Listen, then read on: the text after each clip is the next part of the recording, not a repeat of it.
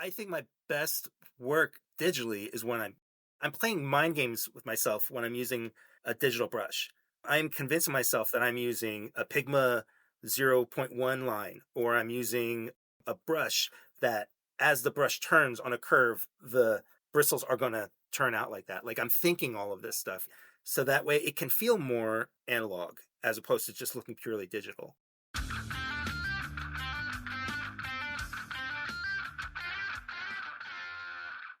Hey, thanks for listening. Today's guest lives among a rarefied group of creators referred by a single name. Not a nickname, but their name. Oeming. Mike Oeming is a veteran comic book artist and writer, and is known for his work on titles like Powers, The Mice Templar, Bulletproof Monk, Thor, Cave Carson, Dick Tracy, and Avengers. Originally from New Jersey, Mike now lives in Portland, Oregon, the latest creative hub for comics. 25 years ago, Mike unveiled an entirely new style. He abandoned the details arms race of the 90s and the quest for popularity among his peers. Mike let his hand and his heart find the shapes that felt right. His use of dynamic line and bold shadows stood out and resonated with comic readers at the time. As a result, he's been nominated for many awards and is one of few. Mike was a decade ahead of the wave of artists drawing from the same inspirations, and undoubtedly his work too. While many associate him with Powers, Mike's love for Norse mythology, fantasy, and anthropomorphic animals has been a constant theme throughout his creator-owned projects.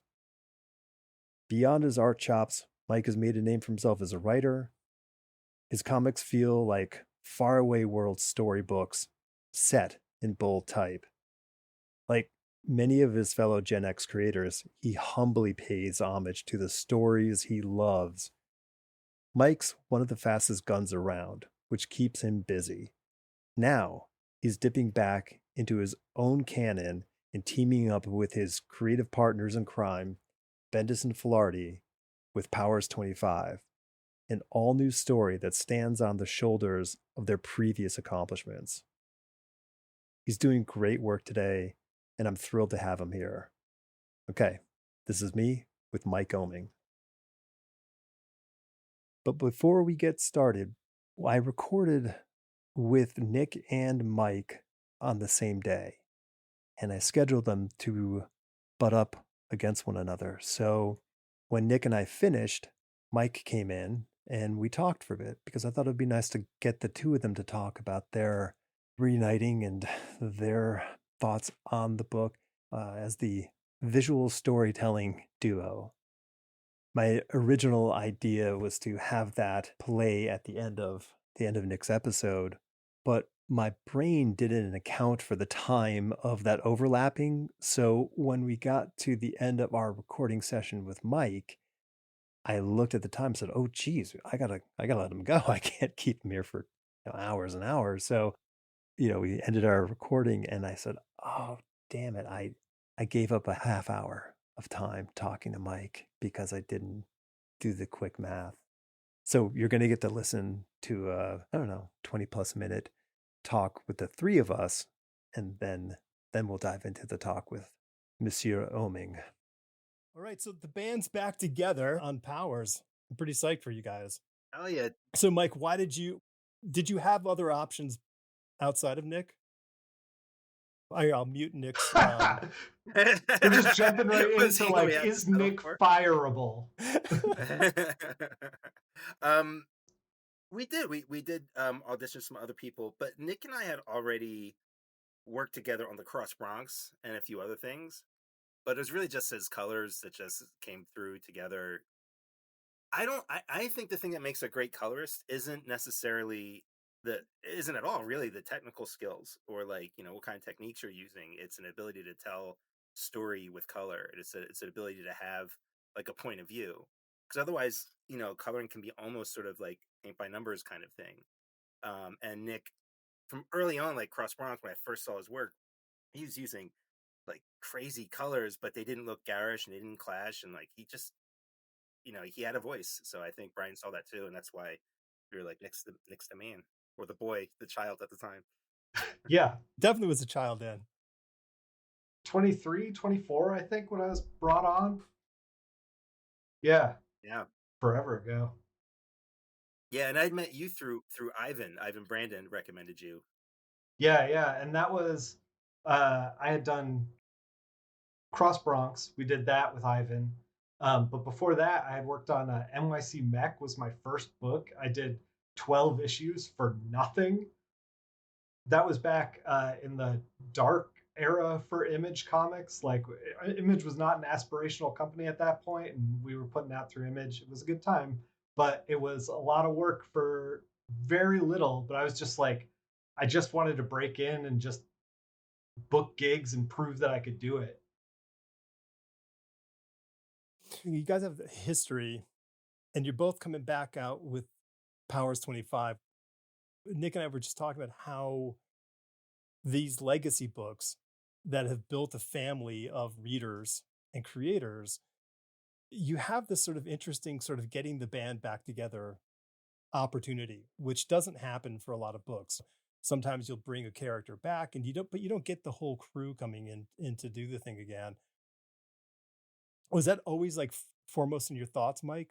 Were you and Brian saying like, we want to make sure that we get this thing back to like what it was, but like now we're years ahead, kind of create a reinterpreted version of it?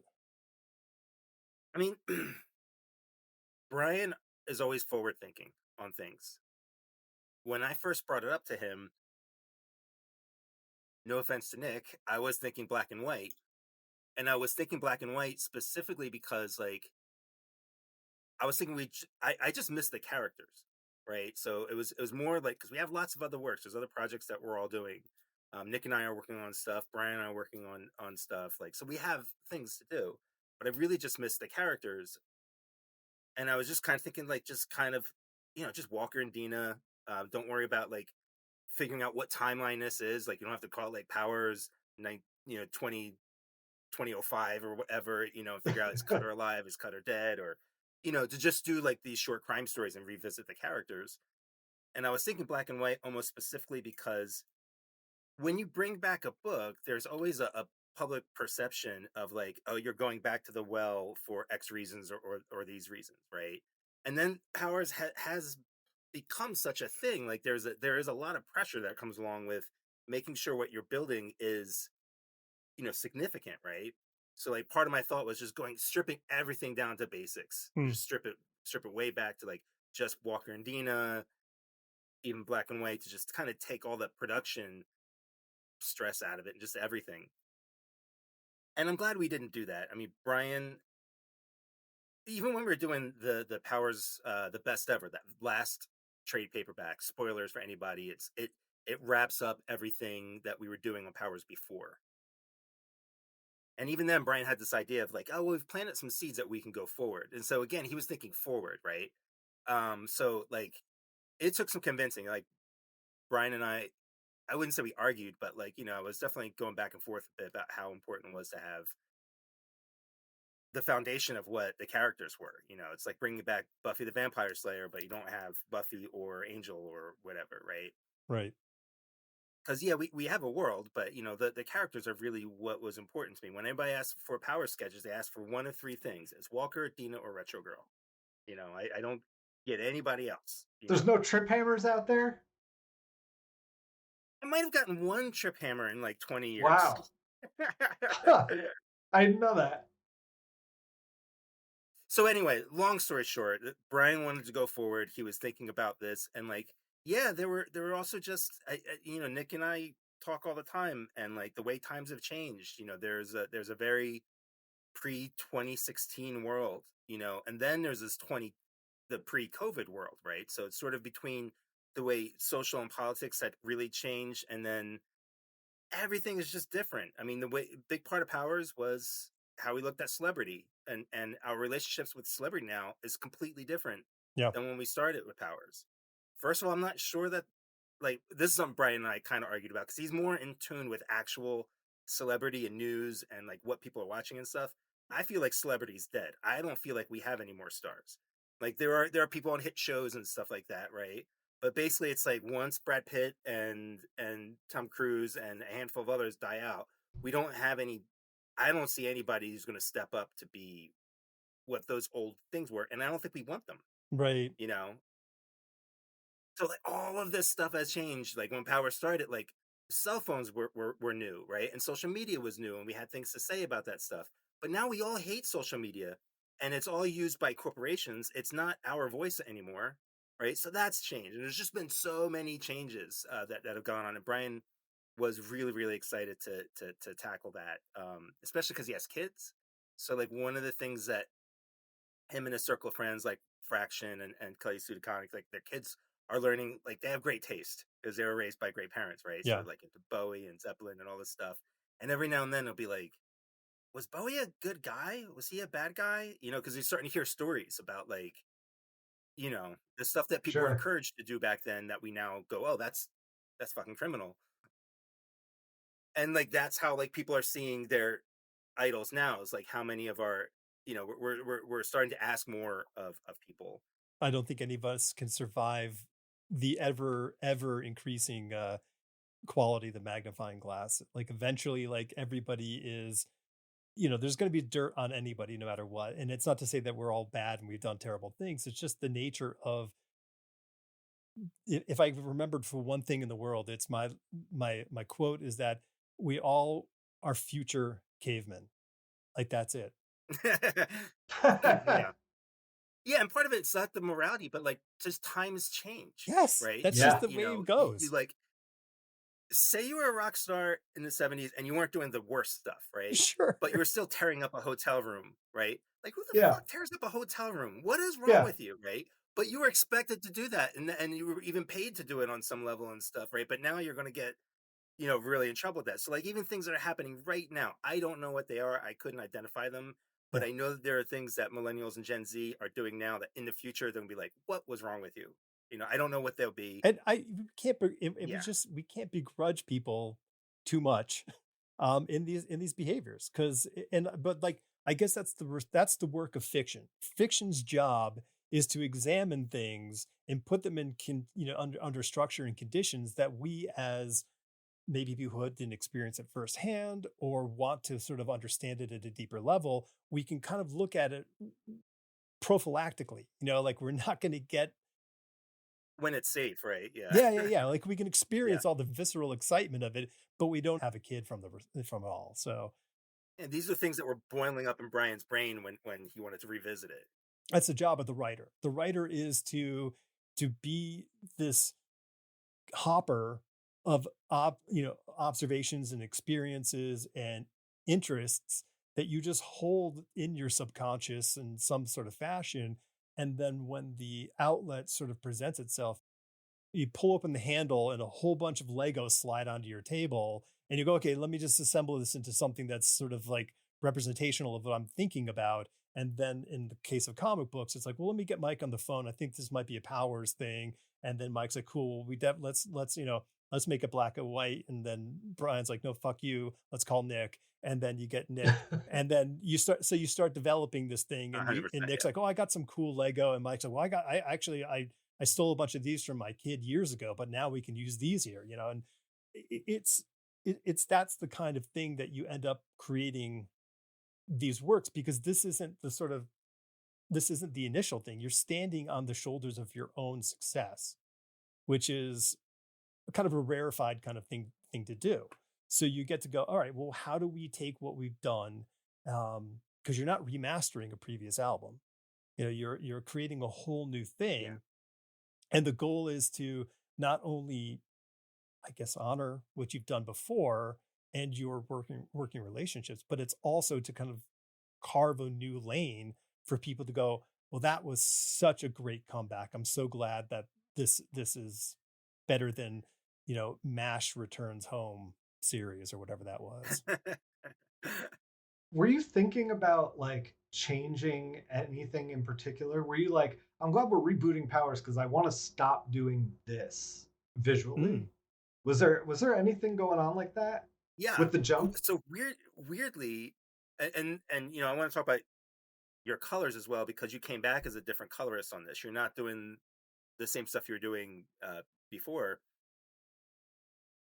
But like, yeah, Yeah. I wanted to return to my roots. I wanted to make it more cartoonier, more open, like the early power stuff. Like I still look at some of that really early power stuff, and I don't know if it was bravery, arrogance, or laziness that I could leave so much off of the page. Like I was so minimalistic that I look back and I'm kind of in awe of it because I can't do it anymore. So I was really trying to go back to simpler shapes, more Bruce Timm, more, just really simple. And I got the cartooniness, but the detail is still, and that's, I Yeah. think part of that's because I'm just a different artist now, and you can't force yourself to be even a different version of yourself that you were before. And working digitally, I know a lot of, I'll catch some shit for this, but like digital art is it just makes things so much easier. It does so much work for you. Yeah. You can Yeah. It's so easy to fill a page. It is hard. I spend a lot of time taking detail off of a page. Like I will spend time taking lines off because it's so easy to put things on, or wiping out a background because it was just easy to put the background in.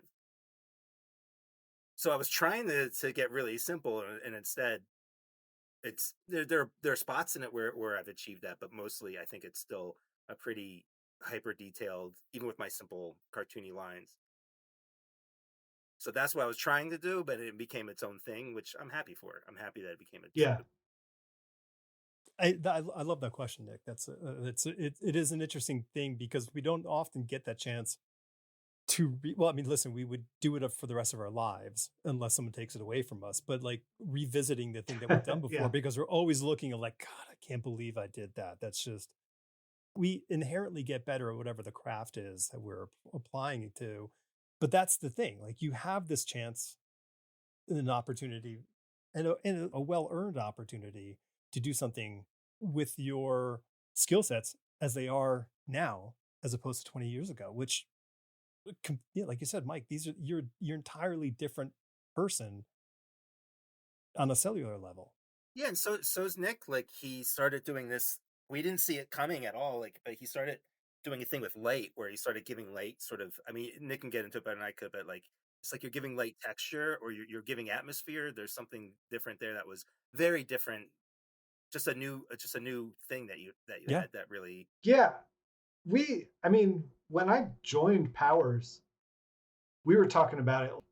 Like Brian was like, here's the style, no gradients, desaturated, power show up, blow out the saturation, just stay in that lane and like you'll be fine. I was like, okay. And we've deviated a little bit here and there over the years when the story required it. But I feel like when we got to Powers the Best Ever, when we wrapped up Powers, I felt like I was like, oh, we finally fucking figured it out and we got to stop, you know? Yeah, That yeah, book, man, I feel like you and I like clicked in a way. Like I feel like we needed to get all the Cave Carson out of us together before we were like, yeah. okay, now we've experimented enough that we can now like do this in such a way that's, I don't know, more engaging than it was when we necessarily started, when we were working on Powers before. So it was kind of nice to be like, to just, be like, okay, now we're going to reboot. Okay, what do you want to, you've been thinking about this thing for so long that it's like, okay, now if we have a new opportunity, like, what do you really want to do? You know? Yeah. And I think part of that is the nature of the digital stuff, that because, drawing Yeah. layers, and there's a finesse to the line work that creates just a different effect. So like, yeah, and that kind of started on on Best Ever. Half of that was analog and half of it was digital. Like all the flashback stuff I think was analog. All the current stuff was digital. Yeah, and that's where you just really started.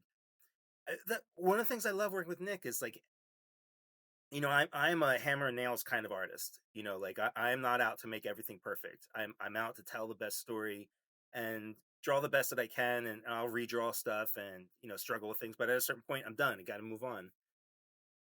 And I always know that Nick will level up anything that I do. And That's the best part. Like there's been some pages that I really hate it, and I would literally say to Nick, "Do something with this," because Yeah, yeah, yeah, and he always does. It always, and then he takes the stuff that's a home run and makes it like A grand a slam. fantastic home run. Yeah, yeah, yeah. Try to always like leave something better than when I got it, kind of thing. yeah, I think that's the whole game, man. You get the script, you leave it better than what Brian wrote. I get the pages, I leave it better in color than when I got it. Hopefully, yeah. letters do the same thing. It's like when by the time it's put together, it's like better than each individual piece. Absolutely, yeah. For each of you, like, what is the thing that you, I mean, yes, you want fame, fortune, and all that comes with it from all your great works, but bringing this book back to the market, like, what do each of you kind of want the readership to get from this? Nick, you go. Oh, I get to field this one, this complicated question. You're both going to answer it, so What do I want the readership to get from this? I want the readership to realize that I want the core readership of Powers people to get something that they're gonna love without alienating them too much to the point where they're like, this is just a completely foreign object. But I also want to draw in new readers and to like and then like have sit both of these types of people down and just blow their hair back. I just want it to just work in such a way where it feels unexpected but welcome. cool. Yeah, yeah, that's great. I will say, typically when I work on a book or I create something, I'm so doing it for myself to the detriment of thinking, how am I going to market this or who is this for? A good example is one of my things I'm most proud of, William of Newbury, which was 4 issues that I wrote and drew and colored and lettered. I did everything. I'm super proud of it. It's some of the, I think, my best writing, but it is a medieval mouse monk. So it's religious. It's not religious. It's not really a kid's book. It's not an adult book. It doesn't fit in any tier. And that's fine. That's how I go, right? But for the first time with Powers, like I really want the OG audience to feel like they're coming back home to something different. Like they're for the first time, that's the audience that I really, really want. Because there are people that are still with us from 20 years ago, original readers. They're involved in Yeah, Brian's Discord, and we some of them have become professionals, and that's important for me that they like it. Um, I don't know about the rest of yeah. the industry where it goes or anything, because all that it's such a crazy place and out of our hands. I feel like I was tabling cons a lot while the both of you were not tabling cons for a while. And every once in a while, I put some Powers the best ever on the table because I was like, I don't know how this is going to go over if there are fans out there. And the thing that I realized is that a lot of people loved it and had it already. And then a lot of people were like, what is this? This looks amazing. And so Yeah. like I really feel like there's an audience out there for both. And I love the fact that we're rebooting it with new characters and like doing a nice clean break so that people can just jump in because the thing was is that people would come to the table, they'd be like, what is this? I'd be like, oh, it's a wrap up of Powers. And they'd be like, well, do you have issue 1? And I'd be like, oh buddy, you're on a journey now. I can't help you. You should buy this from me now because I need your money. But you got to go back. You got to go back. Yeah.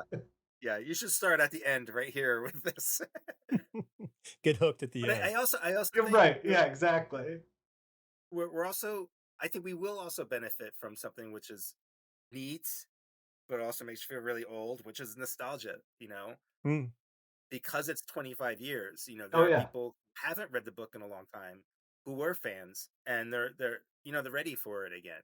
Because there was a weird Yeah. point where even where we were publishing Powers, but like it had been around so long that I mean, we had our sales and we had our audience and stuff, but it wasn't grabbing people like it used to. Not because of the content, just because Sure. it's been around a gajillion years. So Yeah. disappearing for a while is actually really good for it as well. And yeah, it made us want to come back fresh. I love the fact that like we're using these new characters. Like, I mean, Dina's still in it. Dina drawing older Dina is really fun. Older Enki is really fun. And drawing Cutter's kid, as these legacy characters and a new character that Brian created in Mobius Moon and like what he's doing with him and tying that into the legacy of Powers. Like, so this is a world that has a history to it. And yeah, it's all coming into place. So I'm really having a good time. But hopefully people like it. I love that. All right, we're gonna say goodbye to Nick, and then this will be the tie over part of the between the episodes. The overlap. Oh, stay with me, Nick, and make everything better. Like I said, with the coloring and everything else. Look, man, you gave me the hard question and I nailed it, and then you just said, "Yeah, I agree with that." So yeah, you're on your own now. See, as that's far what as I I'm do. concerned. I draw I, it. And I have then shit to it's do. better. Okay, I can't field your questions for you. All right, Nick. All right, later, guys. Take care, man. All right, I hope you dug that. Now let's get on with my conversation with Mike Oeming. I'm trying to think the last time that I saw you could either have been my apartment in Manhattan in like 1995-ish, 96. Wow. You know what sucks is my memory recall is so bad. There's huge chunks of my life I literally just don't remember. Like I've been to Yeah. like Spain like 5 or 6 times. I can give you 3 or 4 details. Been to Norway a couple times. I can tell you 1 or 2 things. It sucks how much I don't remember. So like I don't remember meeting you in the 90s in New York. I think Dave Johnson came up for a trip. Like it wasn't a convention trip. And we all got together and then went back to my apartment and hung out there. And then, wow, who Lord knows what happened after that. Yeah. Because I don't think it was like this. It was like summertime, so I don't think it was during like a convention time. That was always in like January at Javits. Wow, yeah, Javits, man, those were the shows, man. They were well. I mean, yeah, there were some interesting shows. I mean, but that whole show danced around because it went from Javits to the Penn Plaza Hotel across from Penn Station, and then went up to like 6th Avenue, 7th Avenue, and some hotel, and then like it bounced around because they lost their insurance, I think, from the Javits Center after getting sued. I was already confused in my head. It was like sort of the pre-Javits stuff is what I was thinking about. Yeah, like when it was at the Penn Hotel and stuff. Like, it was just a different time, like. I think those were still the times where you didn't even have to pay for a table. Like if you were a creator, you were considered a draw. Yes. Well, so I mean, we used to, I wasn't, I went to art school at SVA. So like, we were just in the city at the time. And what we would do is we would go there with our portfolios on Friday. And then we would look for like the girls who like looked age appropriate for us, who worked for the show, who were just, helping out. Yeah. And then we would go talk them up and hang out with them. And they were like, oh, here, let me give you a pass. And they would give us passes. And then we would walk around and look for empty tables and then just hunker down and then do our well, it's so funny. My thought process was like, wow, you were talking to girls then? You're so cool. Then you told me you talked to girls to get passes for the convention. Right. I know. So it's actually nerdier than not talking to girls. Totally nerdy. I love that. I love that. It wasn't a power move in the terms of like, being fly in any way, shape or form. But like, it was, I mean, this is like 90-ish, like 89, 90. So like like Jim Lee would just come by your table and hang out and talk with you because he wasn't the king of comic books at the time. He was super popular. I remember talking to Jeff Darrow at his table, and he just had like all this like tracing paper out with this amazing, it's just spread on his table. And, I remember meeting Mike Mignola and Art Adams, my 2 majorly formulative Yeah. influences just sitting next to each other, and I was just flabbergasted. I was like, I can't handle one, let alone both of them at the same time. Two. I took the train. So I grew up in Connecticut, and I took the train in to go to the old Creation comic shows. I'd never been. So these were 70s, 80s. And they had them at the Roosevelt Hotel, which was right next to Grand Central Terminal. I went in there, and I remember this is like 84, 85, maybe 85. I go in there, and Art Adams was there. So like this is just, right after Long Shot, doing his annual stuff that we all we all died for him to do an annual. There he was, and I was like, oh my God, it's you, like, John Buscema's there, and I'm like, yeah, okay, cool. Like, there's Art Adams, and it was just super exciting. Yeah, that X-Men Annual 9, like, there's only a handful of comics that I can name like numbers on, right? But that was the one that made me want to be a comic book artist. Like, I was tracing the hell out of it. It introduced me to Norse mythology in a big way. It was very formulative, and Mignola was inking a section of that as well. I don't know what he was inking. Like, there was like him and Al Milgrom and Art Adams all inking. So like this book, like it was everything to me, and so formative, And then that New Mutants Annual 2 is like the second part of that. Yep.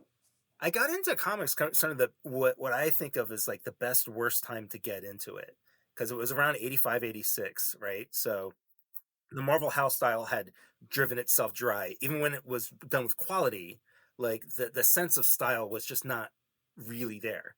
And there was only a handful of artists who stood out. So there was like Art Adams, Rick Leonardi, early Mark Silvestri, John Romita Jr., right? And everybody else was kind of drawing the same-ish. So you had this small handful of artists, and you would just die for their work to come out, especially Art, or Mike Golden or something, right? And then, it was Watchmen and Dark Knight, and Batman Year One and Daredevil, right? Like, so, and it's not even that those are the best comics ever made, but it definitely set a standard that wasn't always there before. So I got in at that time. So immediately after that influx, and a lot of stuff was to better or lesser degrees imitating it, nothing felt good enough anymore,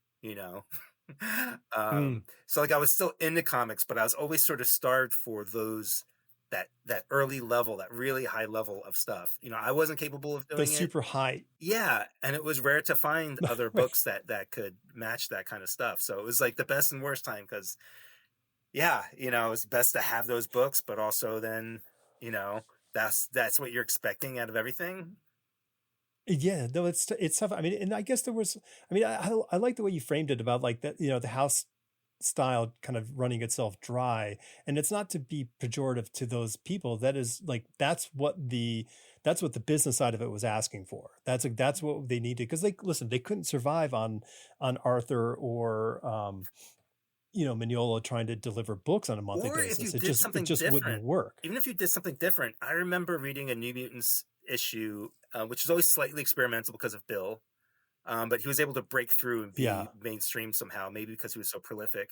Are you going to talk about the Kevin Nolan issue? Yes! The fucking apology. Yes. At the beginning of the Kevin Nolan issue of New Mutants. You're right on. Like, it was mind-blowing. Even as a kid, I was like, what? Why are they apologizing for the art? What the hell? Yeah.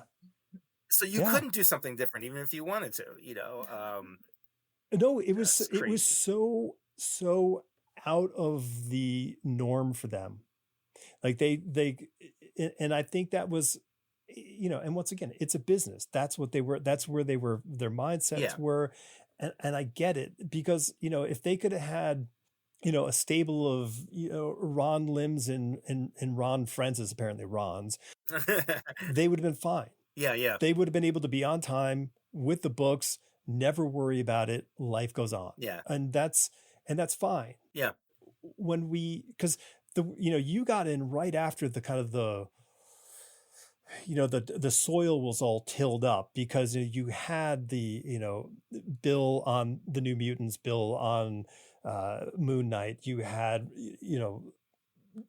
Daredevil with Frank, you had like all these books that took what was the de rigueur of the 70s and then just turned them upside down and said, okay, well, that's cool, but let's deconstruct this and reinterpret it comics. And then you had Mignola, Art Adams, who are, all were inspired by these guys from the late 70s who were sort of taking off of what the studio was doing in the early to mid 70s. So like, Yeah. saying, oh, well, yeah, maybe we can kind of bring this stuff up. And so that period that you're talking about, like that 85-ish, there was something like that was the echo, Yeah. that echo from the early 80s. Like it was like, Yeah. boom.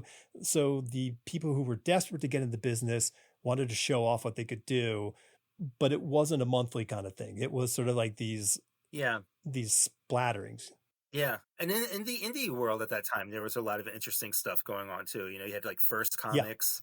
Kamiko had made a Mm-hmm. splash, and it sort of set, while they weren't like long-term successful, they set this tone, so there was like Grimjack and like all these really, Nexus was one of my favorite things of all Mm-hmm.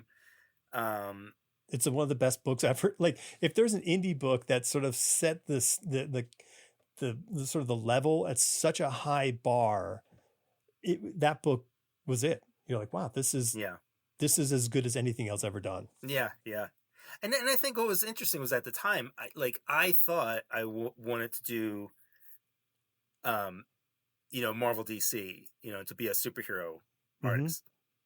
But I didn't realize like the stuff that I was really digging off of in the mainstream was specifically the artists. But the books I was reading was all stuff like that First was doing, or 11 Rockets. I wasn't cool enough to really understand 11 Rockets because I was pretty young, so like slice of life stuff was over my head, right? But I loved it. And then there were these handful of magazines from that time period. And Marvel did one of them, with Epic, right? So you had Epic, and what was it? Was it Marvel Age or something, where they did like all the short stories and stuff? So there was space for all this experimental stuff that was going on. Dark Horse has started coming up with like Chevelle Noir. Dude, that was so good. Yeah. And that was the stuff that was actually informing me, and I just didn't realize it until much later. I was like, oh, I'm not meant for this other thing, and I like it, but this is okay. So I'm gonna dive right into this one because I noticed you at one point, and I think you had done like a pinup for something at Marvel, and you were signing everything Avon at the time, but your inks were so sharp, they were so good. And I was like, who is this? Because as a penciler, you're always looking for an inker. You're like, who's penciling this? Who's the inker? How can I get that onto my work? But you weren't showing up everywhere. I didn't see like now, Mike is doing this book. It was just this pinup, and I just was staggered by the quality of the ink line. Thanks, man. This is someone to pay attention to. And I just remember in any of our sort of convention exchanges and hanging out exchanges, as brief as they were back then, I recall, I guess I sense a frustration level with the results of the Big Two experience versus your passion and desire to make comics. Then you sort of phased off and started doing things like the Foot Soldiers and other projects that were outside of the Big Two market. And I still apologize to this day for whatever shitty assistant job I did for you on the Foot Soldiers. I remember you called, and I was like, I know, you don't remember. I just remember you remember every ball you drop. Sure. Yeah. And everyone else doesn't remember any of those problems. They just go like, I just got the thing done. But it wasn't until I saw like the shift happen in the very late 90s, which is really fortuitous for you, because the rest of us who were standing on, Big Two Island were just watching that water line come up, and we were like, what do we do? Because the model wasn't, well, just, do a web comic, do your own independent comic. That wasn't the easy sort of like snap of a finger switch. And then like, I guess like you just kind of watersheded a lot of like your thinking and experience through that sort of 95 to 2000 kind of run of life. And then Powers came out, which for me, who knew you and your work, I looked at it like, this is entirely different, because it was entirely different than what you were doing previous to that. And why I'm making such a big deal out of this, there's a thing that I have said over and over again over the years of having this show, is that the two most influential comic book artists of the last 30 years are Mike Mignola and Bruce Timm. Now, Bruce Timm wasn't a comic book artist, but what Bruce Timm did for 100%. Batman the Animated Series filtered into other people and straight into comics through Darwin and through Bruce's own work in comics and Glenn's work. And you were, in my humble opinion, were the first nexus, it may be the only nexus of this, but the first person who was taking those lessons on a visual style, interpolating them through you into something new, which was this look that hadn't been put on the page at that point. It's very kind of you. What's funny, I didn't think, yeah, and you're right, like Bruce Timm is probably the most influential comic book artist in the past 30 years or something like that. Like he spawned so many, he told people it was okay to go in this direction, right?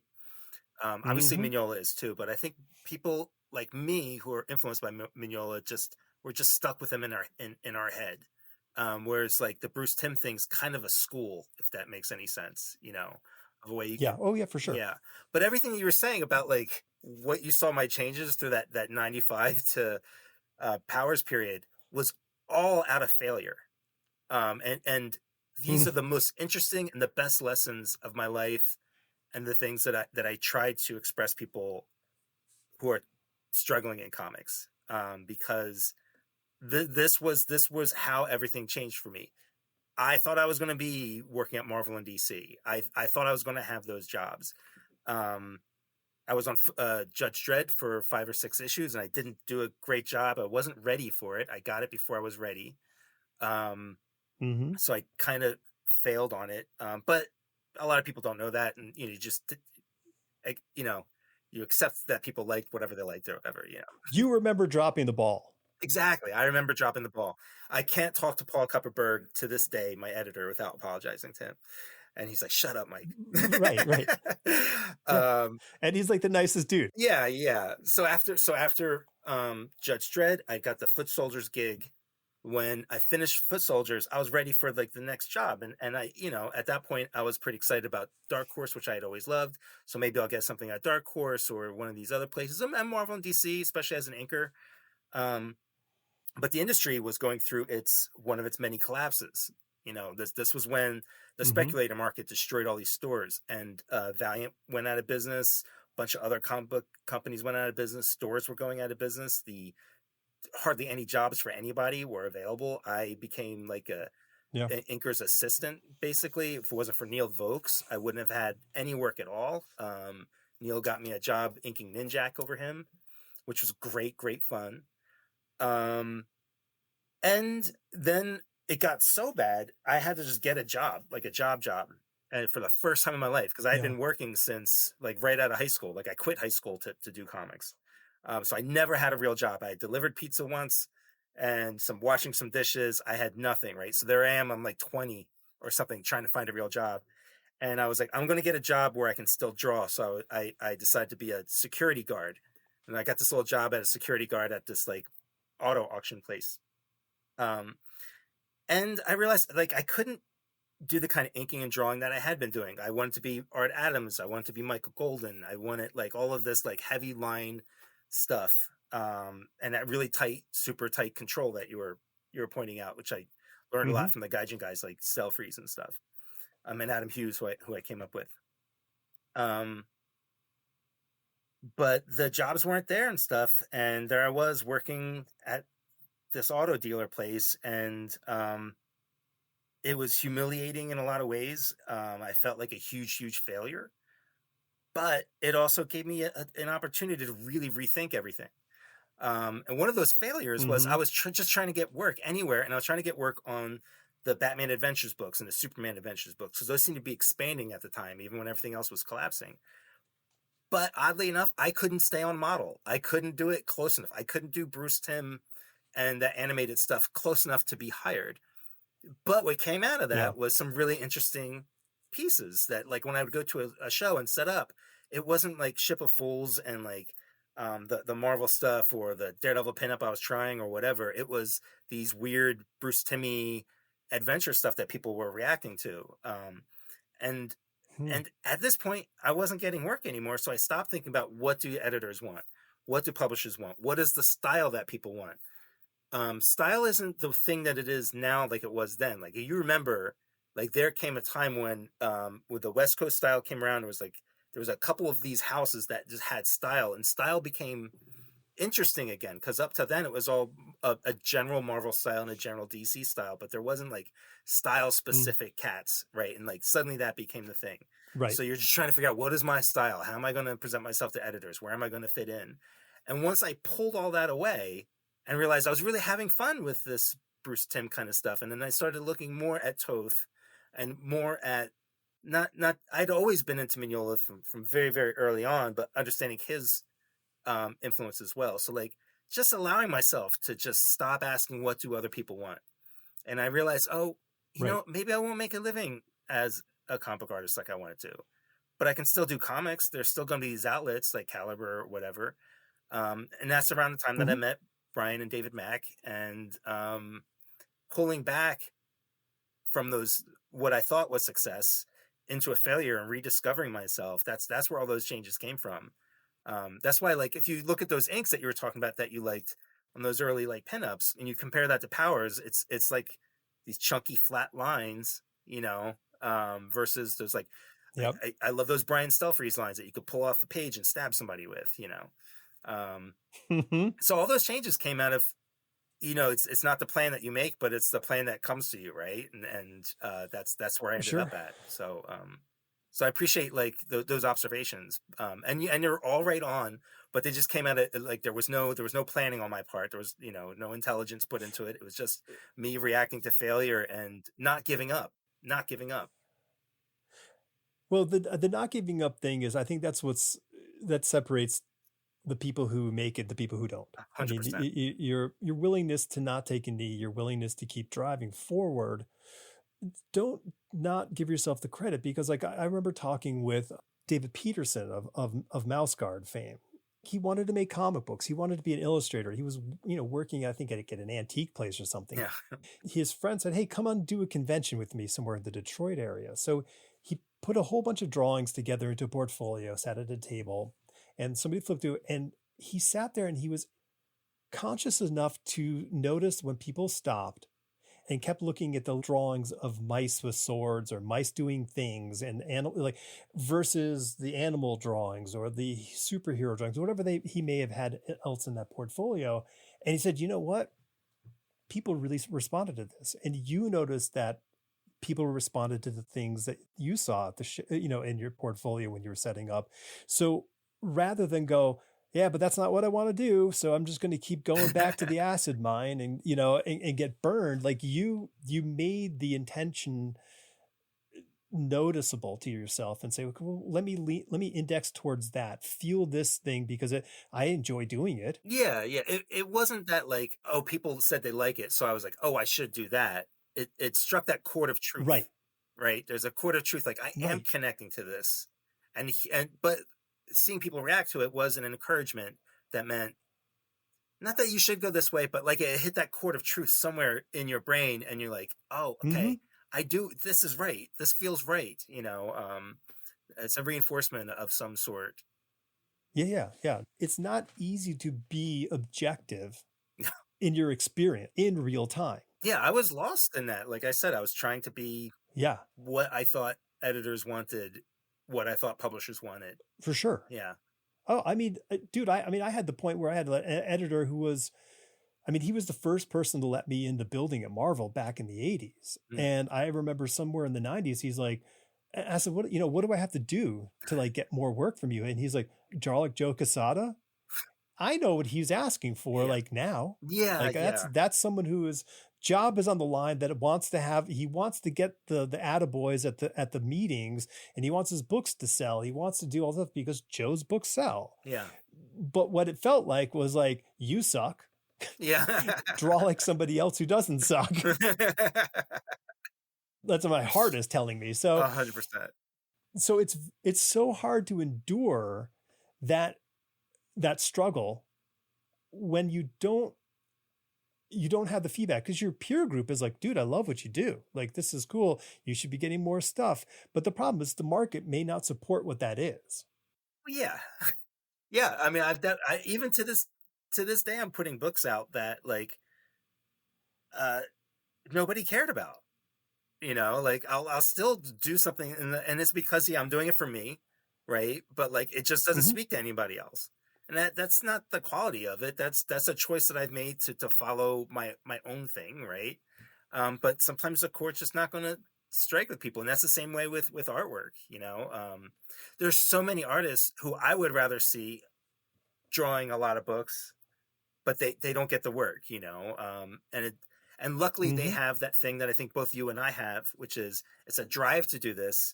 And we also don't thrive off of a very dangerous drug, which is affirmation.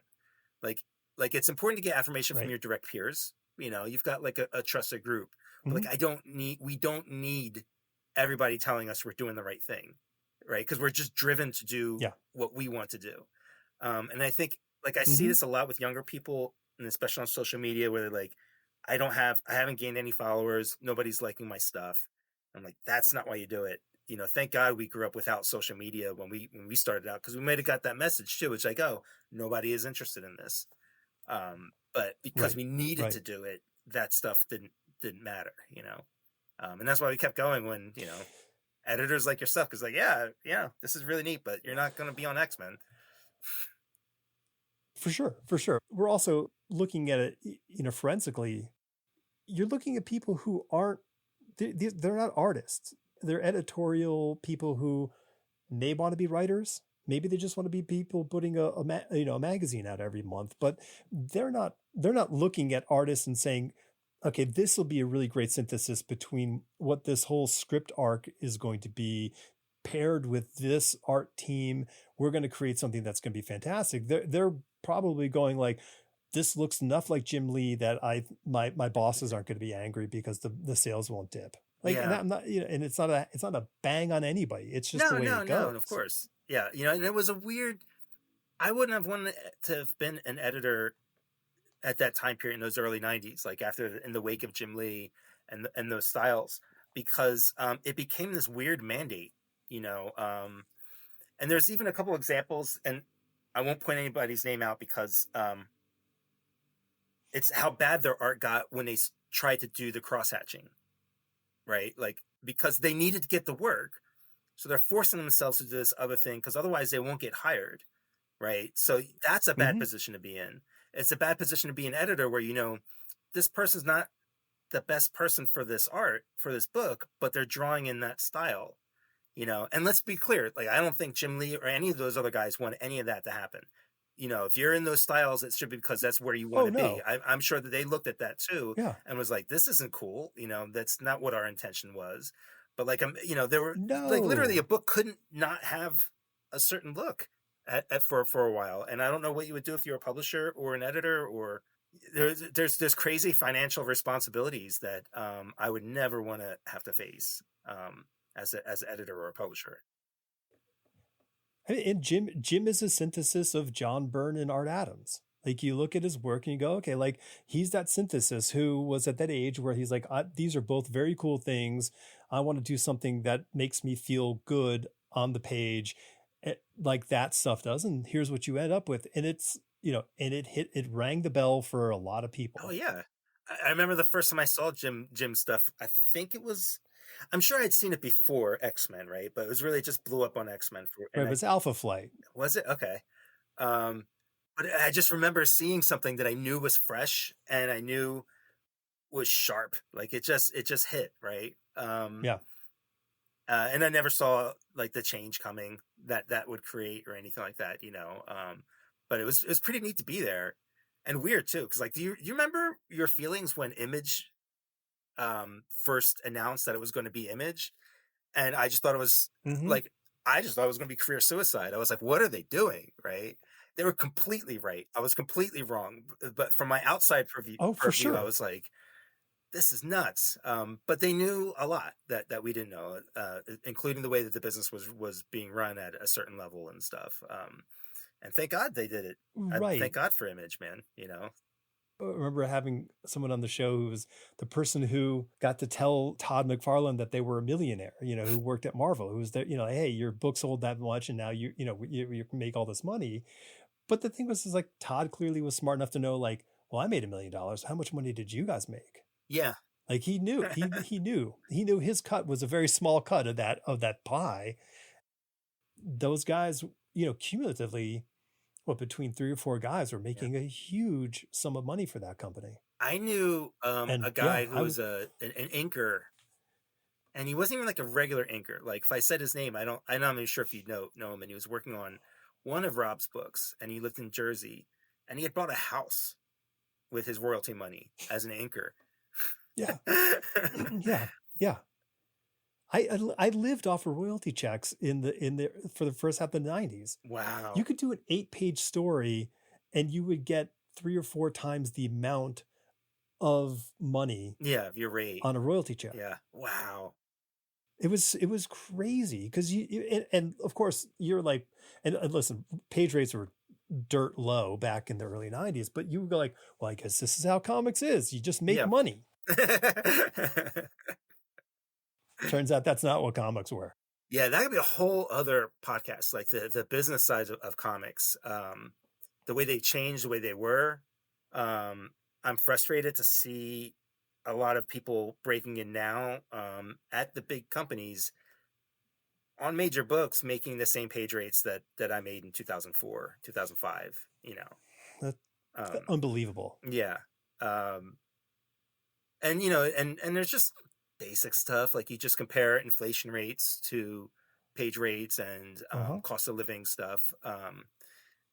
It's crazy. But yeah, that's a whole other conversation, and there's contracts. It's a giant rabbit hole, and I have vacillated back and forth on the sort of the causality factors that have sort of changed. Like to me, it as short as I can say it is that I think monthly titles for Marvel and DC are loss leaders for the entertainment business that owns those companies. Yeah, and that's it. Yeah. So make them as low for the lowest amount of money as you can, and we'll plant those seeds and make money off of it down the road. Yeah, that's my guess. Yeah, that's my guess. I don't know. And what's worse is like I don't know what to tell people starting out. Like if they want advice on like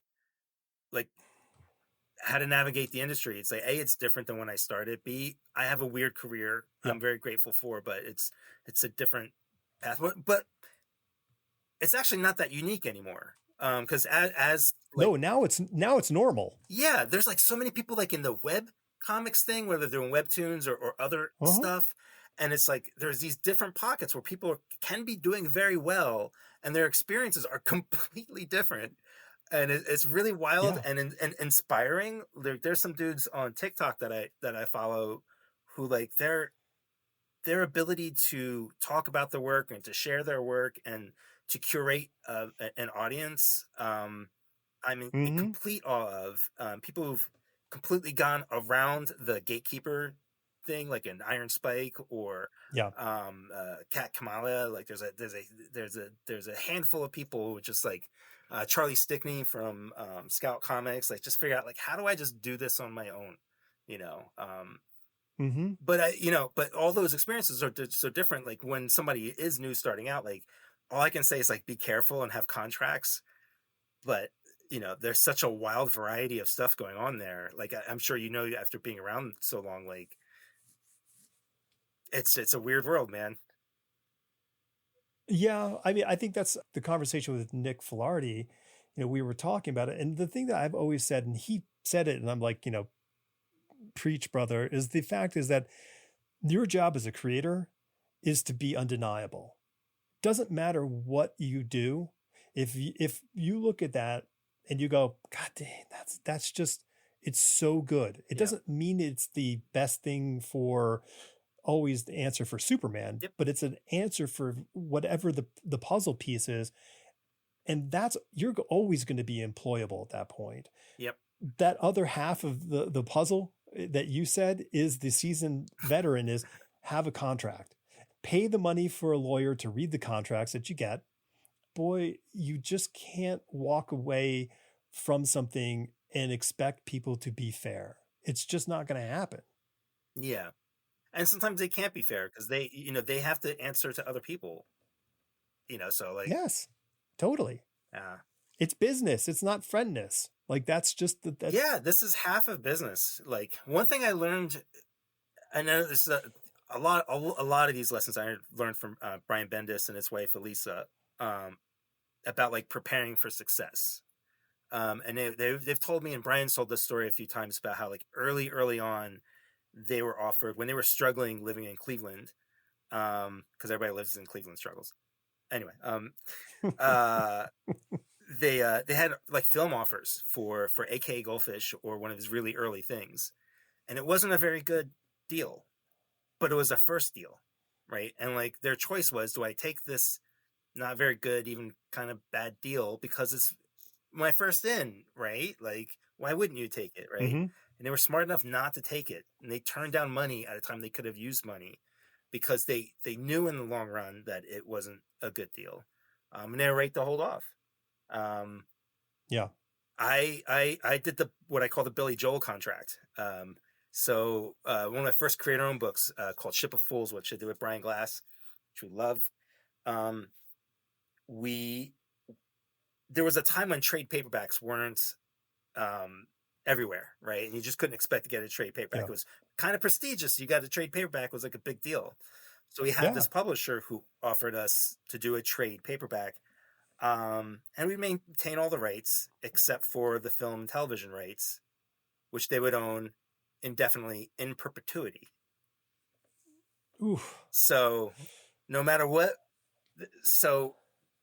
happens to that book, we'll never own the rights, even though like now I have an agent and managers and stuff like that, I mean, but at the time I thought I'll never have a manager. I'll never have an agent. I wasn't prepared for success. Mm-hmm. I couldn't even imagine it. So I signed it all away. Looking at it from the 90s time mindset is that, I remember those guys out in San Diego back in the, in the 90s coming around like, hey, I'm an art rep. And, if you sign with me, I'll get you. I'm like, why am I going to pay you 10% or 15% to do my job where I'm the one who's going into the offices getting the work. Now, I wasn't getting nearly as much work as I could have been or should have been, at least in my heart. That wasn't preparing me for success. That wasn't like, let somebody do the job, the thing you don't want to do. Yeah. Yeah. Especially the lawyering. I mean, yeah, Totally. I mean, ours has been literally with every publisher, every major publisher. I mean, it was like, I know. Yeah. I mean, you guys you've been with, Image, Marvel, Dark Horse, DC. I'm missing somebody. DC. We had a book published at Oni, not a series, but just one thing, right?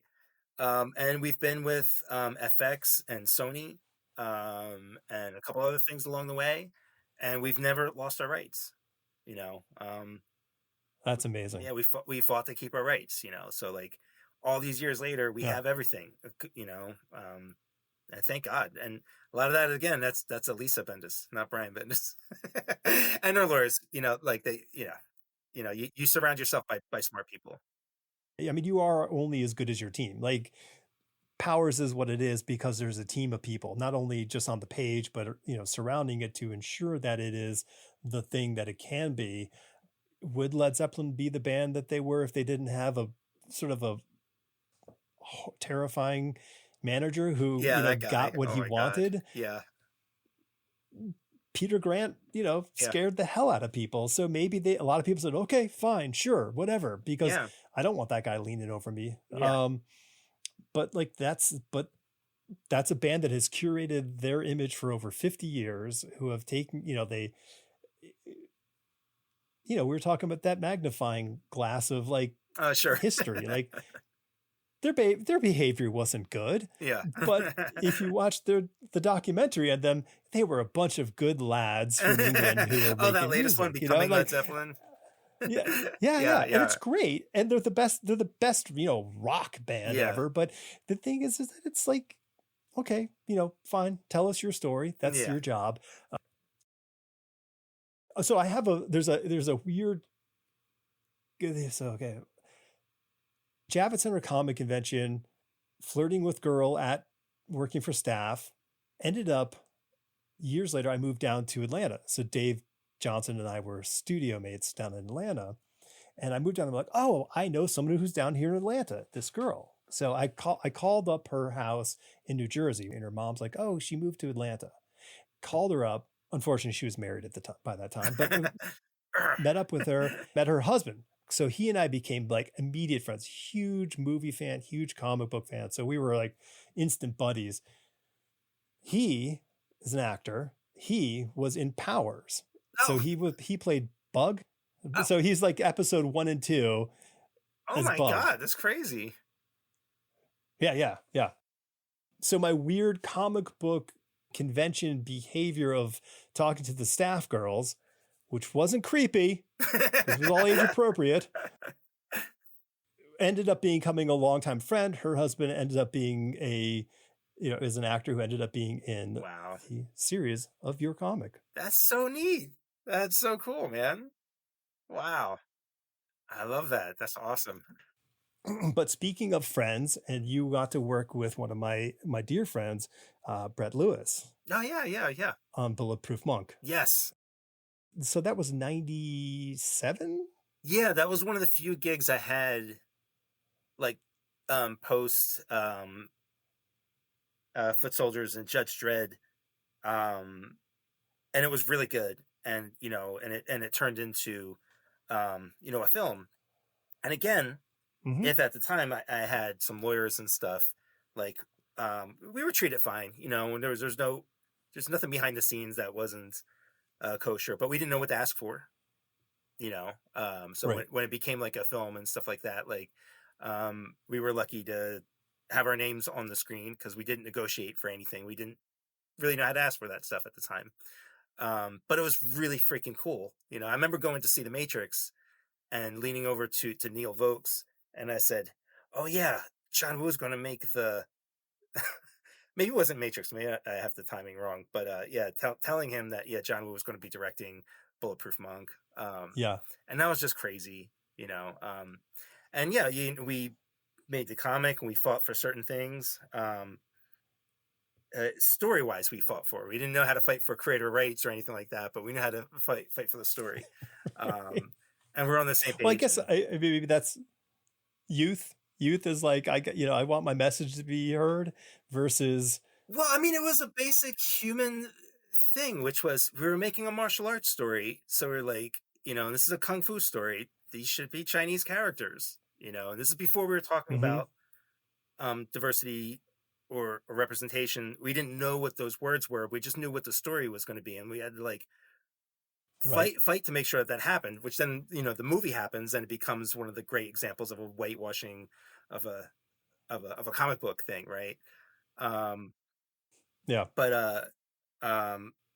it was still a great experience though. Mark Panicia was one of the editors on it and we became longtime friends.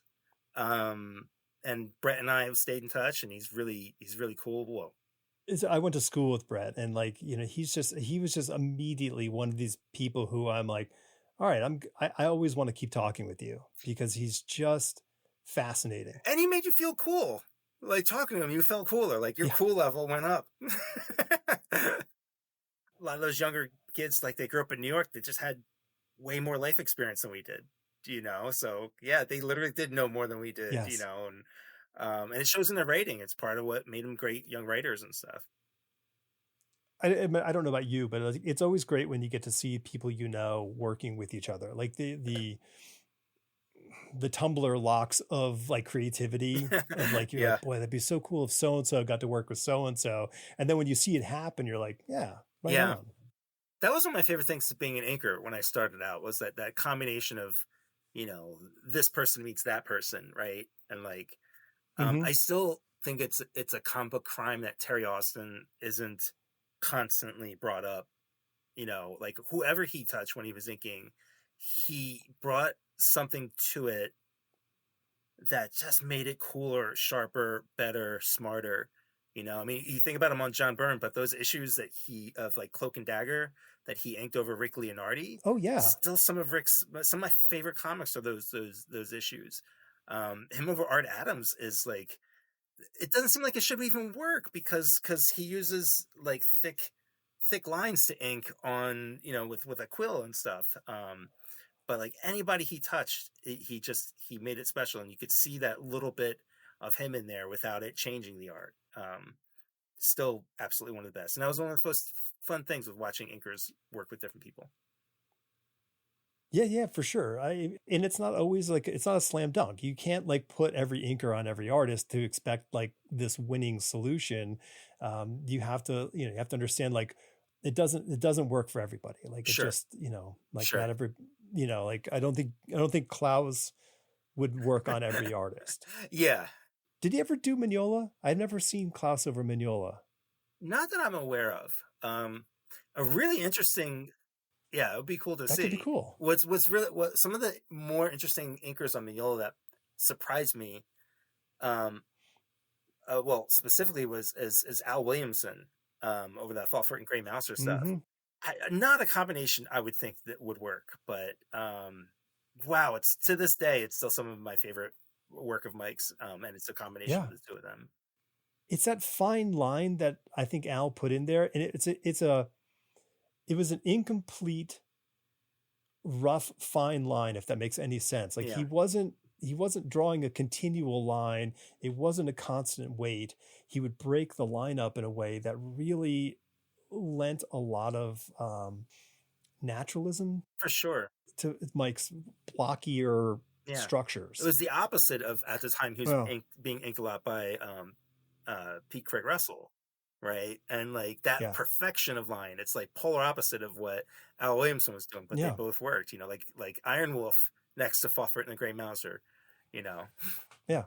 See, and they came out like what, like within like a year and a half of each other. yeah, Two amazing chunks. Like you go, wow, yeah, there's that this and then there's that, and yeah, I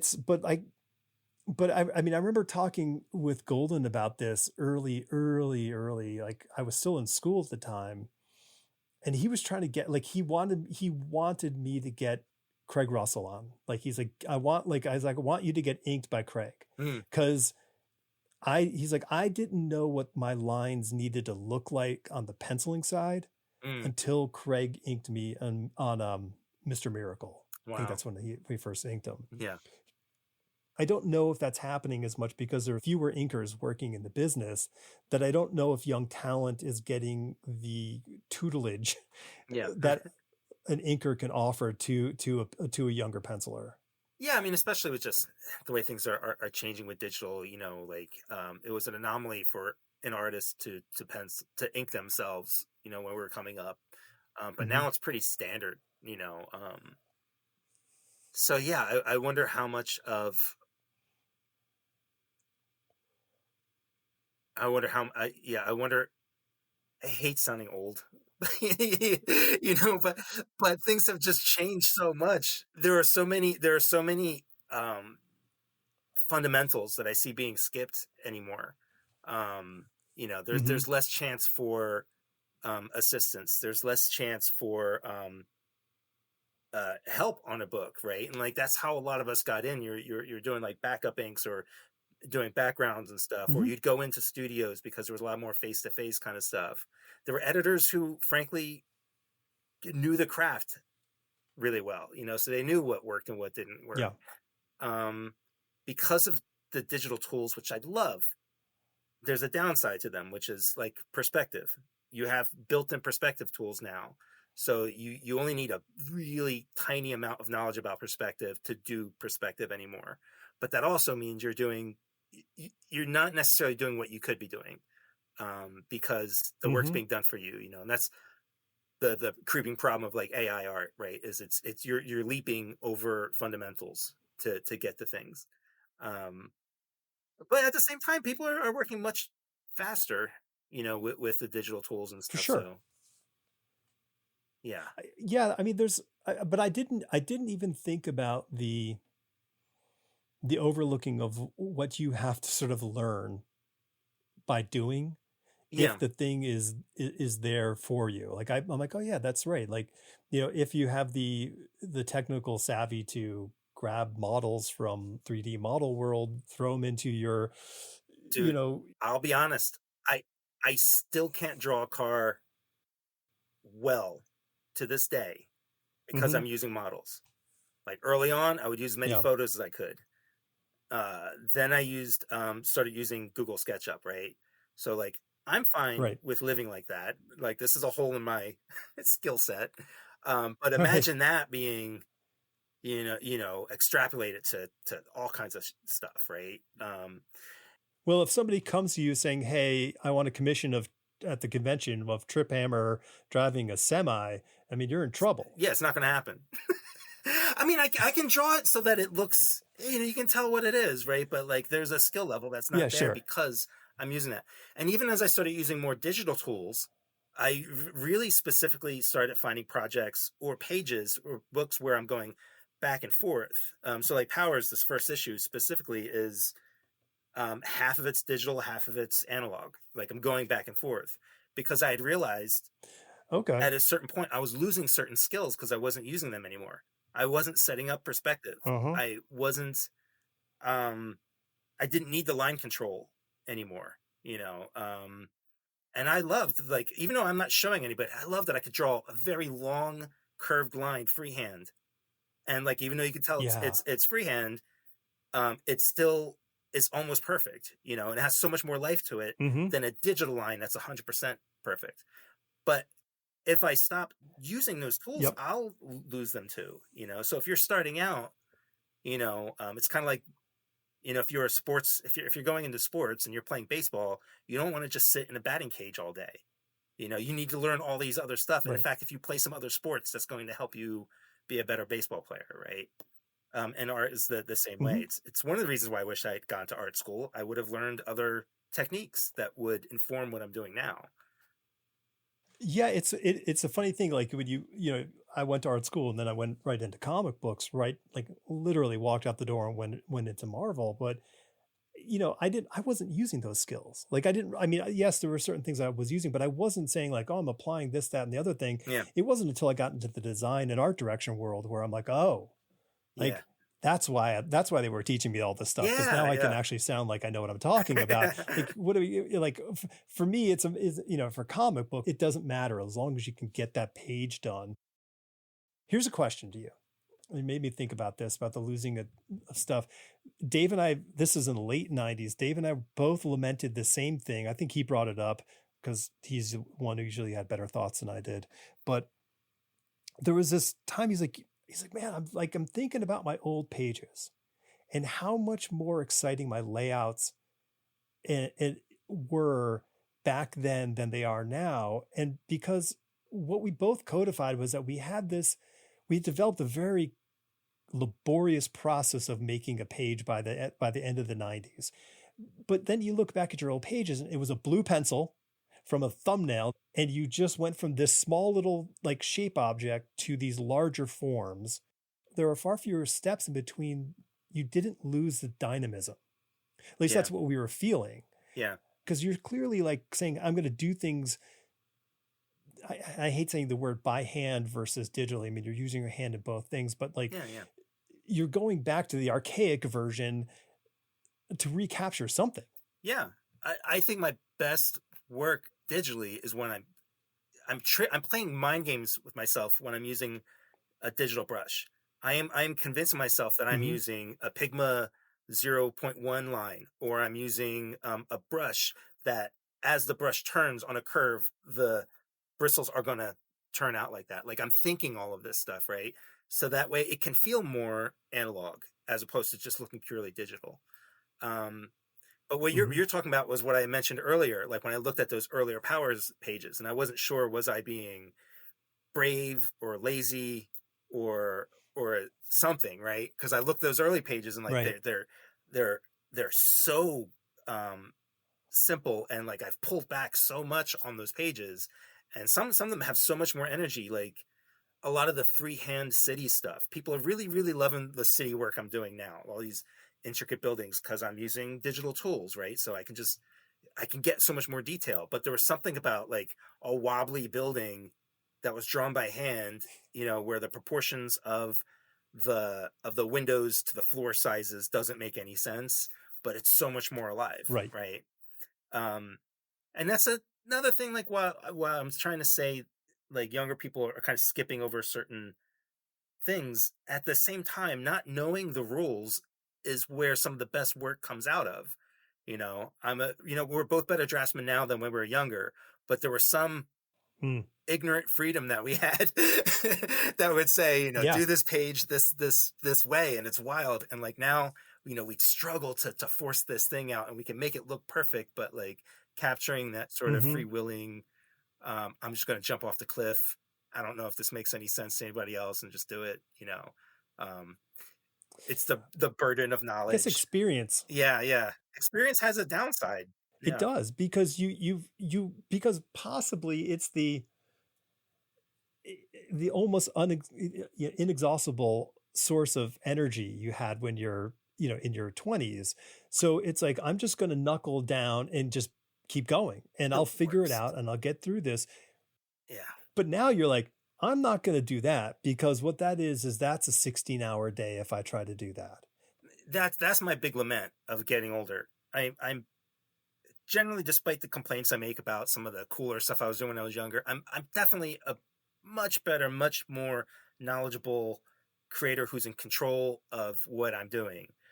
But Mm-hmm. at 52, my battery is just not charging the way it used to. So I used to be able to draw till 11 Mm-hmm. o'clock at night. And now, after dinner, sometimes the food has taken the energy out of me. Right. Right.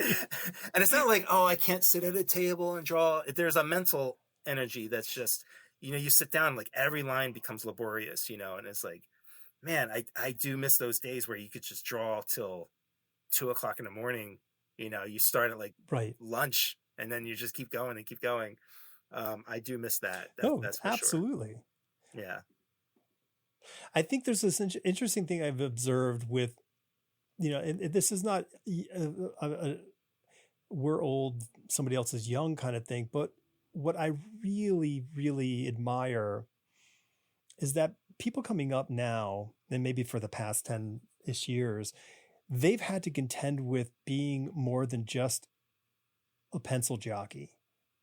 They have to be their own, PR company. They have to be their own brand managers. They have to do all Yeah. this work, which I don't think that doesn't make you better at the craft of artwork, whatever that is. But Yeah. to be sort of cognizant of all these aspects, and what I think the real end game for that is, which what was the thing that you were told when you got into comic books? You had to be able to do a page a day. Yeah. That's what I'm trading on. Yeah. Right. But nobody said you had to do a page a day in 8 hours. They said just a day, and a day is 24 hours. Yeah. So if I'm up for 18 of those hours making a page, I did my job. Yeah.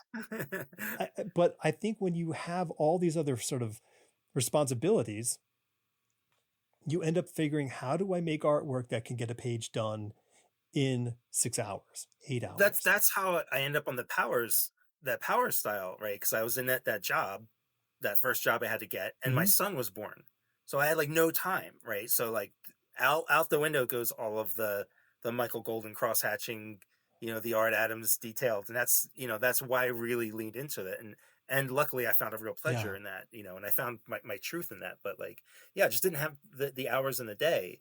And this is something else I try and tell people who are like, they have a job and their dream is to become a comic book artist and stuff. And it's like, yeah, this stuff is time consuming, but like, if you can figure out a way to make your work fit for your lifestyle, like if you only have like 1 or 2 hours a day to draw, figure out what that looks like, and think about, like, what is the amount of time that you literally have to put into something. Because I think Yeah. it was important is that you're doing it, you know. I mean, with anything. I mean, if you want to be a writer, if you want to be an artist, if you want to be a musician, like figure out like, I think we were talking about that earlier. What is your goal? What's going to make you happy? Because if it is being the artist for, Captain America, well, that's a big road. Yeah. Like you're going to have to do a lot to get to that spot. And there's nothing wrong with that. Yeah, I really, like I said, I got to a place where I was like, maybe, I'm gonna have a real job, and I'll put out a comic every now and then, and it was the best thing that I realized was like, oh, I don't need to be Marvel and DC to be an artist. Even if I'm just putting out one book a year or something like that, all right, I'll be happy with that. Yeah. And the word hobby That's a should huge thing, not dude. be a bad word when people are looking at, like, if you got a family and a full-time job, you should not be quitting all of that to like try and make it in comics, right? There's nothing wrong with Right. having a hobby as being Right. comics. I hate that people put that word down or put that ambition down. You don't need to do this full time. You don't have to.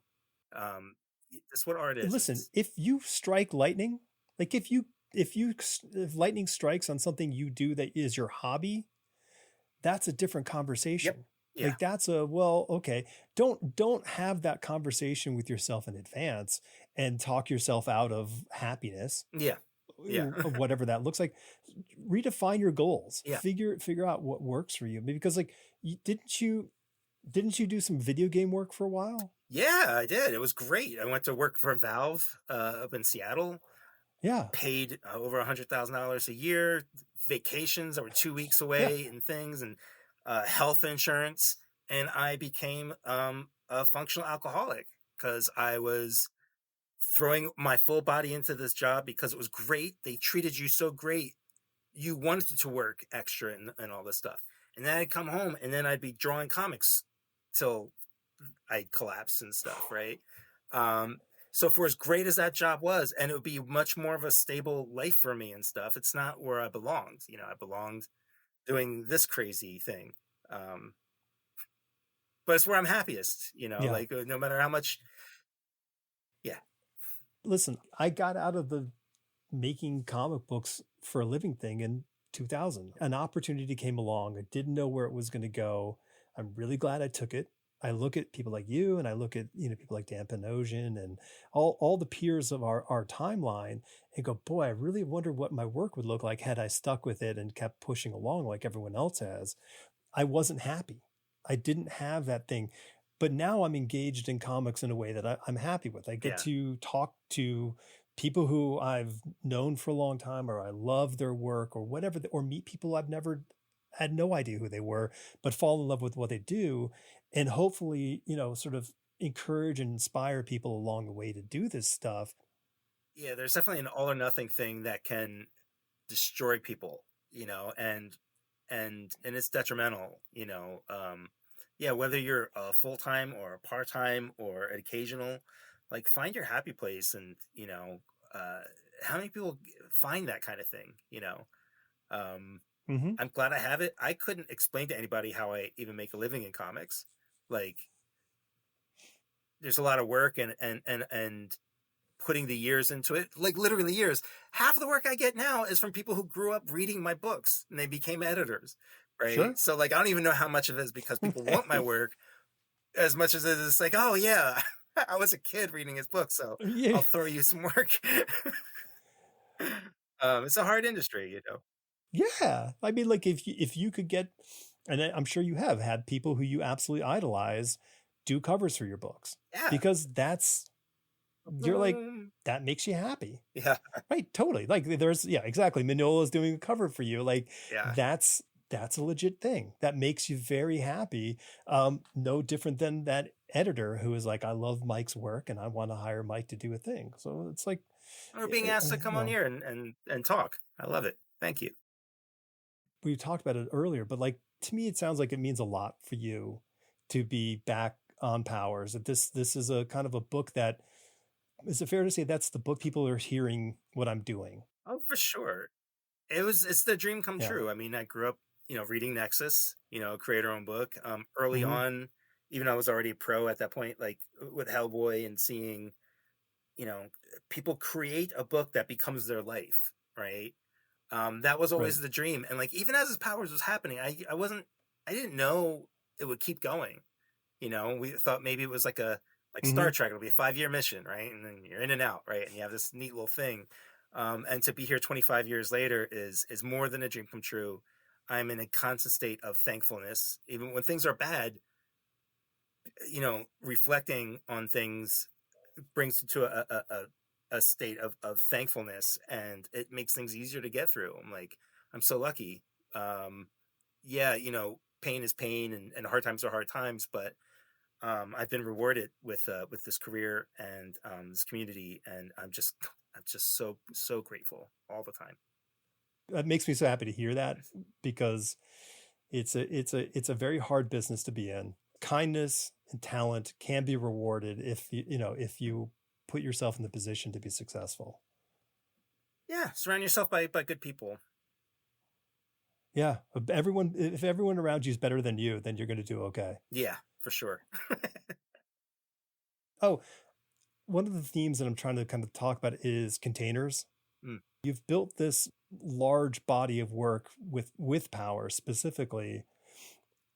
What level of involvement of the repackaging and recontainerizing this project of a quarter of a century, Yeah. like do you and Brian go through, like do you say, okay, well, how do we keep this, like what can we do to reinvigorate this? Is that a part of a conversation with you guys? For sure. We were talking with Nick like early on when I was first suggesting to Brian we go back. I just wanted to draw Walker and Dina again, right? And that would have been like a really Mm-hmm. easy, low bar, low pressure kind of approach to it. But Brian was looking at all of the things changing in society and stuff, and like, while Powers isn't a social message kind of book, it's a mirror. It's reacting to things going around. So part of the packaging was thinking about this kind of stuff, how power has changed, um, uh, how celebrity has changed, how we communicate has changed, how we see heroes and villains have changed. And being able to say that in the comic, that was the main part of the packaging. The other part of the packaging, which I'm happy not to be part of, is what Dark Horse does, and they do just this amazing job at the actual production design. And Brian does a lot of this with them, and I try and stay out of it because I don't have an eye for this stuff, but just the way they can choose the graphics to like grab and put Mm-hmm. into a page and design and present like our history. I like to just do the work. I don't know how to do the rest of that packaging and containers. It's really hard. So I'm glad that Dark Horse is there to do that. Yeah, but that's the containment that we were thinking of, like what's new to say. Brian does a really interesting thing. This is one character, the secondary character is named Mobius Moon, and he's the first power to be on the detective force. And there's this line he has about, he says like, you know, people were suspicious of having powers on the detective force, a superpowered person, and he says like, why aren't we allowed to police ourselves? And there's a lot of parallels today that go into that Mm-hmm. line. Um, some of which I think Brian meant, some of which I don't think he meant. Um, but like as we look at the world today and power is being taken away from average people, um, Mm-hmm. in all kinds of ways. So there's just little stuff like that I'm just glad to be able to capture in the world and see in the book. Issue 1 is great, and thank you for sharing issue 1 with Thanks, me. man. It's a great read. The level of work that all of you are employing onto the page really does stand out. It is definitely, you've all stepped up your game Thanks, at man. every bit of this book. So yeah, it's very cool to see everyone kind of working at peak power. Not an intentional use of the word. And letters column, like I love having all this engagement, like talk to the audience. It's very cool. What do I know? But I think it's going to do pretty good for you guys. Well, thanks, man. We'll just keep our fingers crossed and do the work so you can count on it anymore, right? It's all you can do. Yeah. I mean, that's the only thing you can control. Yeah. So you just do your best, and then you just hope everybody else around you does their best, and the market says this is what we want. I mean, hey, on a really hopeful note about all that stuff, with the subtext, all that is about the diamond collapse and all that stuff, right? Hopefully, we rebuild something Yeah. better. We don't try to rebuild the old model. Like, figure out a way that people like. A big challenge for me was when I'm promoting the book, and like I have like I use a program to sort of load up all of my social media posts and promotions, so I can do it all at once and not spend all day doing that stuff. And I just tried to be a customer. I was like, how do I pre-order issue one? And I couldn't figure it out. I couldn't figure out how could I pre-order issue Oh, one other than the old-fashioned way, which made no sense, of like downloading this form, filling it out, bringing it into your retailer. Hopefully he orders the books, then he calls you or whatever. You go in to find and you get like nobody buys anything like that. So if we can make it easier for people to buy books in the future, I think right now is a good chance that we can do that, and hopefully we will. listen, Amazon revolutionized shopping with one button to buy something. I think there's something that can be done out there to do something similar in some capacity. I think we can kind of figure something out, Yeah. because we need to support retailers, because that's the Yeah, gateway. and I don't think ordering books easier is going to actually hurt retailers. The retailers that are doing well is because they've built a Right. community that people want to go into the store. I have a favorite dive restaurant around here that we like to go to. It is not the best food. It is not the best. I can make Right. better But food at home. I go there because I like the waitresses and the waiters and the atmosphere, and it's a community, very loosely defined as a community, but that's why I go there. And you go to a comic book store because Yeah. you're like, everybody should feel like Norm walking into Cheers when you go to a comic book store. So they'll be fine with being able to order books online. Somebody will solve the problem, but I think it should be, the sense of urgency should be placed out there in the community to say, we need this problem solved, and whoever does it, not even first, but whoever does it right, they're gonna be well remembered, and it's going to only improve what we have. Yep. Yeah, 100%. Oh, well, All right, buddy. thanks for spending the time, man. I do appreciate it. I've wanted to have you on for quite a while, and I'm really happy that we got to spend a little Well, time thanks, together. man. Well, I definitely want to come back. So let's figure it out. Maybe after the Yeah. first trade or something, or whatever. And yeah, let's do it. Let's do it again, man.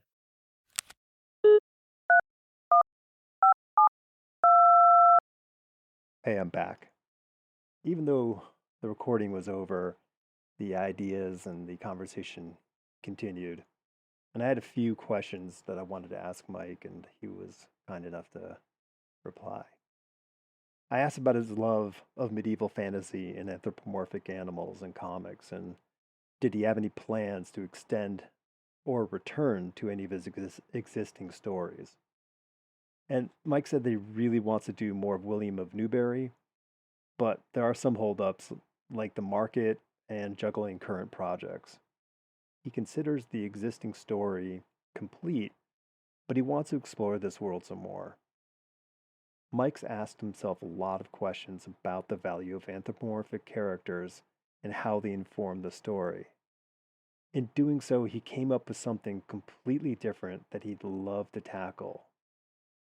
Another thing I was thinking about, when someone's had great success outside of the big two, but that's where they first started. I wonder how much they kind of want to go back into that world, because these are characters that were the first ones we ever saw by and large. I asked him if he had characters that he's burning to take up the pencil and pen to. Mike says he has a Two-Face story that he'd love to tell, but he's more interested in just writing it and not drawing it. So that's kind of cool that it excites him to see what others can do with his stories. His reply kind of makes me feel that I've prompted him to get a pitch together for DC. So, hey, I'm not saying it'll be my actions that cause this book to come into the world, but if it happens, he'd also really like to revisit Rune Thor from his Ragnarok run. And even though it's been 20 years, he still gets a lot of questions about it. we'll have to wait and see about that as well. Last night, I went to a friend's wedding and we had I had a conversation. She's a writer friend of mine, and fellow writer friends are at this wedding, and we was talking to one gentleman. He was really down in the dumps about where his writing is and not getting, I guess, the market response that he would hope for, which is pretty common. But we talked over dinner and drinks, and what sort of rose up was the idea that it really comes down to what you choose to be your bar for success. I think that he was under some thinking that, oh well, if I'm published and my books are in stores, that'll make me happy. He loves writing and telling the stories that he does, and I think he's sort of primed for that opportunity to kind of say, well, what is important for me, and do the thing, and not be so hung up, like Nick Filardi said last week. Just make the thing. It doesn't matter if it's not Spider-Man. I mean, make your own comic, put it together, make your own mini comic, whatever the thing is. And if that's what you want to do that. Don't think like I have to make a big thing out of this and make a lot of money or whatever it is. And that's fine if you want to do that. But the work and what it takes to do all that is far greater. And the disappointment also stands to be more frequent. Yeah, so I don't know. It was pretty. As I said, this is sort of like creative therapy uh, over dinner. I hope he picks up the gauntlet and starts typing away with a new tale for everyone to read. So anyway, you know who you are if you're listening, and good luck.